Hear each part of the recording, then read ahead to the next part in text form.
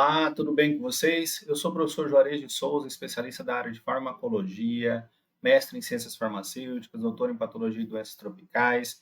E hoje a gente vai falar sobre nimesulida, esse anti-inflamatório que já foi muito empregado na utilização em crianças e, é claro, muito utilizado hoje em adultos. E eu vou explicar para você por que que você não deve utilizar essa medicação no seu filho, tá? Talvez já tenha até utilizado em algum momento, mas eu vou explicar o porquê que você não deve empregar, qual é a restrição da nimesulida em relação à utilização em crianças, tá? Primeiro ponto aqui é o seguinte, a gente precisa entender que a nimesulida é um anti-inflamatório amplamente utilizado, inclusive ela tem poucos efeitos colaterais no sentido de problemas gástricos, tá? Ela traz poucos efeitos adversos no estômago, né? Muitas vezes o anti-inflamatório causa aquele desconforto gástrico, causa algumas alterações que a pessoa se incomoda bastante. E no caso da nimesulida, não. A nimesulida é muito mais tranquila, muito mais segura, tem menos efeitos colaterais para o sistema gástrico, já que ela é mais seletiva. Então, ela é muito utilizada para isso. Ela é muito interessante para dor relacionada ao processo inflamatório, principalmente tecidos moles. Por exemplo, infecção de garganta pode ser empregada, até dores musculares também podem ser empregadas e também até cólica menstrual. Porém, existe uma restrição que nos últimos anos, através de alguns estudos, determinou que não deve ser empregado nimesulida para crianças abaixo de 12 anos de idade. Então vamos lá, está escrito na bula e está dessa forma aqui, ó. Nimesulida não deve ser utilizada por crianças menores de 12 anos de idade. E isso foi relatado, os estudos relataram algumas alterações graves, incluindo efeitos mais raros, mas que estão relacionados à síndrome de Raynaud. Essa síndrome, tá? Ela está relacionada a lesões que podem acometer o sistema nervoso central e o fígado. E é uma síndrome extremamente grave. E alguns estudos europeus e outros que apontaram que a nimesulida é um dos agentes que pode estar envolvido no desenvolvimento dessa síndrome. Ela não é o único. Por exemplo, o AS também pode trazer um risco maior para o desenvolvimento dessa síndrome. A nimesulida está nessa lista. Vamos entender melhor então essa questão. Então, o que aconteceu?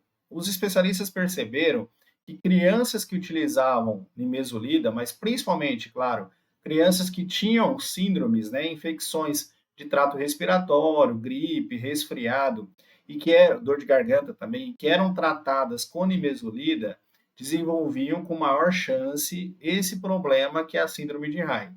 E essa síndrome é uma doença muito rara, é uma alteração muito rara, mas é potencialmente fatal, ela traz um risco de morte para o paciente. É uma inflamação, ou melhor, ela leva uma inflamação no sistema nervoso central, no cérebro, e ela leva informação também na função hepática, uma degeneração da função hepática. Então, devido a essa relação em crianças que desenvolveram infecções de trato respiratório e foram tratados com nimesulida, e aí desencadearam a síndrome, se percebeu que a nimesulida aumenta a chance do desenvolvimento dessa patologia, dessa complicação. Esse é um efeito colateral que a gente chama de idiosincrásico, é um efeito colateral raro, difícil de saber quem vai ter, e a gente não sabe exatamente qual é o mecanismo que leva a esse efeito adverso. Por isso que a gente não tem como controlar de outra forma, a não ser fazer a restrição.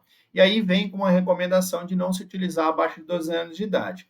Nesse caso, a causa da síndrome de Raynaud é desconhecida. A gente sabe que pode ter alguma relação com o uso dos anti-inflamatórios, como eu já falei, o AS é um deles, a nimesulida é outro, tá? E a criança normalmente vai apresentar os seguintes sintomas, tá? Eu até descrevi aqui para vocês quais são esses sintomas. Olha, a criança, depois que ela tem uma infecção viral, tá? E aí foi tratada normalmente com anti-inflamatório, é comum a gente fazer isso, e ela pode desenvolver náusea grave, vômito, confusão, letargia, aquela lentidão, né, de resposta, e aí outras situações mais complexas que levam à inflamação do sistema nervoso central e até o coma, inclusive a morte. O diagnóstico é feito com base nas alterações mentais da criança, tá? E o resultado de exames de sangue e a própria biópsia hepática, se for necessário.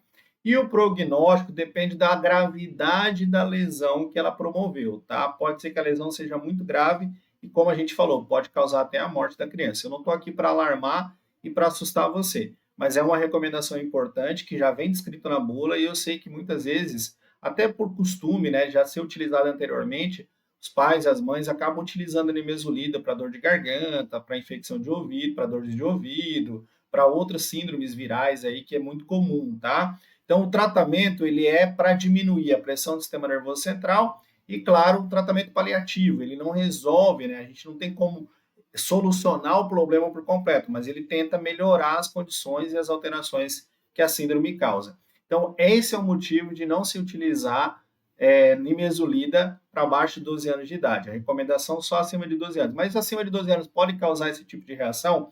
Os estudos mostram que a chance é mínima, muito pequena, igual para qualquer outro adulto.